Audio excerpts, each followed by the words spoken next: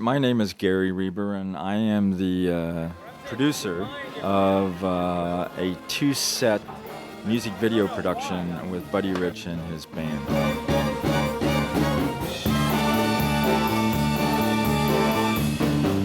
Which we entitled Buddy Rich on King Street, named after the actual street, which was called King Street in San Francisco, in which the a brand new sound stage was used to create this fantastic performance. This is back in 1985, and at that time, music videos were starting to take hold. The Laserdisc market in particular was starting to take hold with high quality video. It's the best video presentation you could get.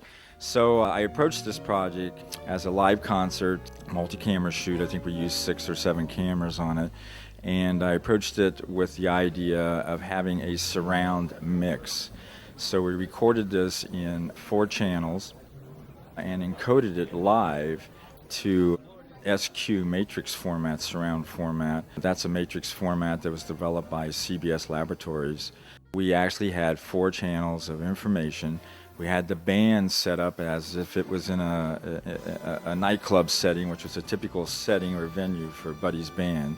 Surround mix was really beautiful. It was set up as a concert mix, so we didn't put anything discreetly in the back channels. We basically had the audience wrapped back there with the whole presence of the band in stereo in front.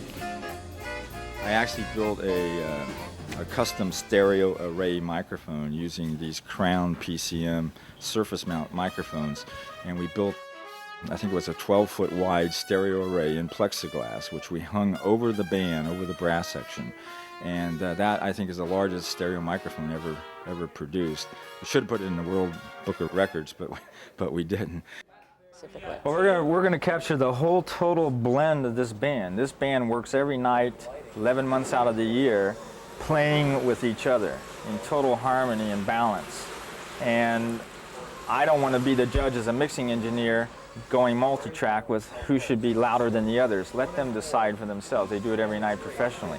So this array was designed to pick up that natural blend. Mm-hmm. And that's what it's all about. And it will do it perfectly. It's the best microphone in the world as far as I'm concerned. I haven't heard anything better. It's the fastest. It's the quietest. It's a 200-pound microphone. Yeah, and it's 12 feet wide by 4 feet high. And we started designing this one about a year and a half ago. Buddy was all over the set. Got your little toes up there, you know what I mean? I had him going everywhere. He was looking at this. We're going to need more smoke in there. We were peeking at the microphone. I explained everything to him. He just loved the thing. What happens is the sound hits this, and it's a reflective boundary, and there's a precise engineering measurement of separation. And it doesn't matter if you're off axis or on axis, you get perfect frequency response, no distortion. Normal mics, you can only talk straight ahead in them. The set design was beautiful. It was kind of an Art Deco thing. We used a lot of neon lighting, smoke machines. The lighting was beautiful. I mean, it was all different multicolors, and we had different dimmers and different intensities, and we could create different moods. And in fact, we were just blown away by the fact that we actually won an Emmy for lighting on this particular production. So that tells you something. But I'm really proud of the way the stage looks and the band looks and the lighting in particular. I mean, it was really dramatic, first class. We also wanted to create a very softer effect so that we didn't have just this staring, very sharp-edged video look. So we actually covered all the cameras with women's stockings, silk stockings, I remember. That was kind of funny. And Buddy just loved that. Scott Ross was our director.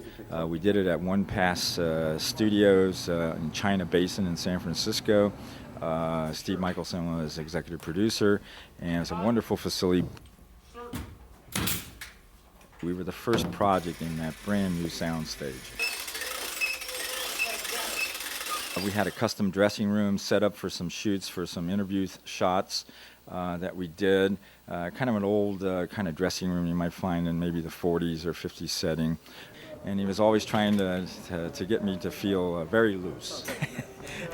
And I had all these worries on my mind running all over the place, and with all the productions. The other interesting aspect of this is that with the sound mix again, is I attempted to bring in all kinds of the best equipment possible, the best microphones, the best recording equipment, consoles, and so a lot of different manufacturers you'll see in the credits contributed their equipment for the recording aspects of this. Most people are familiar with what surround sound really is because they've been to the movies, and there have been upwards of 500 films that have been encoded with this special 4-channel discrete audio. But this is something different. This is for the consumer. So you're releasing a product on home video which can actually bring surround sound into the consumer's home. Can you explain what surround sound can mean to the consumer? Well, what it can mean is basically an audio experience that puts you there. However, the producer and recording engineer and artist conceived of how you should be there. In this particular case, we're going to put you in the midst of a real concert.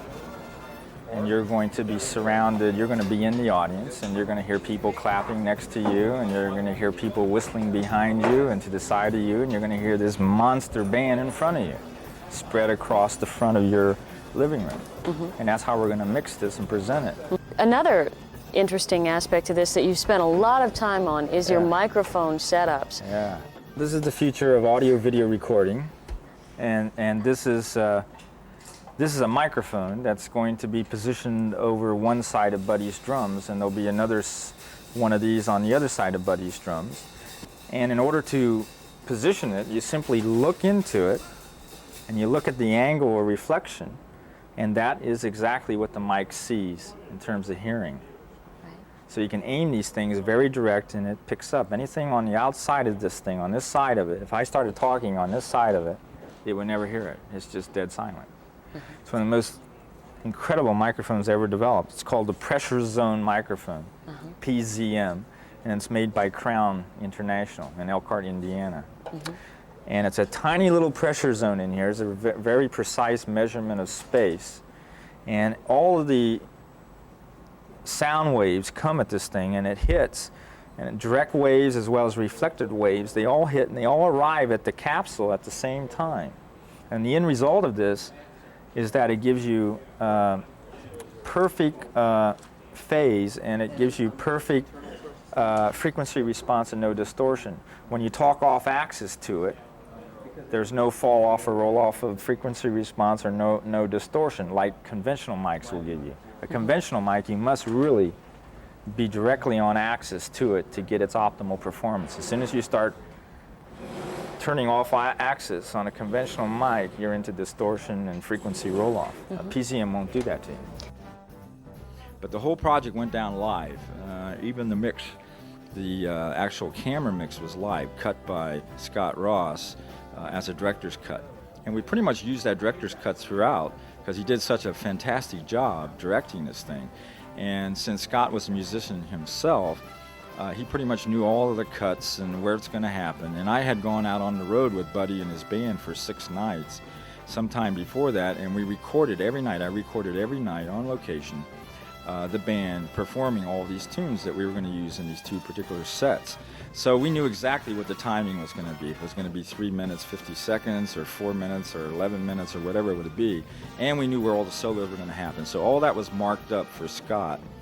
And he listened to those recordings. So we had a lot of preparation work. So it cut pretty good. And we ended up producing 2 one-hour sets, one entitled the West Side Story set, which we have already released on DVD, and the other set called the Channel 1 Suite.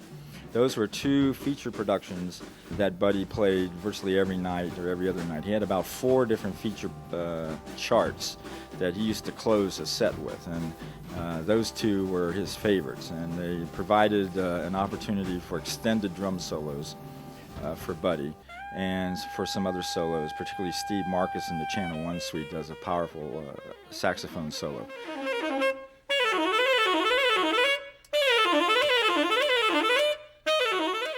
We had all that pretty well down, and everything went very smoothly. I mean, there's a lot of people involved in this thing, a lot of things that have to coordinate and happen right on time. I remember we provided booze for everybody because we wanted it to be a real club, and I remember we had delays, and this audience was just getting more smashed and more smashed as time went on. So everyone was really good when this band started, and because we didn't want to wear Buddy out, we did all of the Channel 1 suite recording first and West Side Story recording first, because those were the major extended numbers, and then we did the other charts. And then we edited backwards so that they ended up like they normally would be in the actual performance. So those are just some of the things behind the scenes, and we had a great time, and Buddy was wonderful. We had a smile on his face the whole time, and it was just great. So in the production of the Channel 1 suite, unfortunately, the tapes were lost, and it's just a miracle that we have been able to assemble what we've been able to assemble.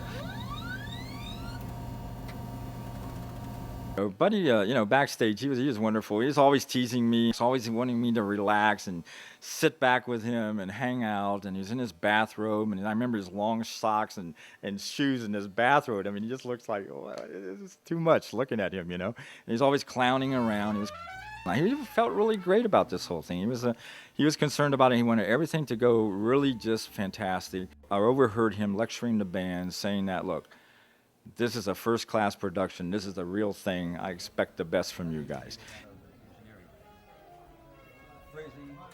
And that's how it went. He had makeup, and he was all thrilled about that. I mean, he felt like he was a real star. He was my idol for many, many years, and I just loved the guy, and it was just a thrill for me to be there doing this thing with him. And I'm glad, so happy that we can put this out for you people, and you can see some of these backstage shots that we took.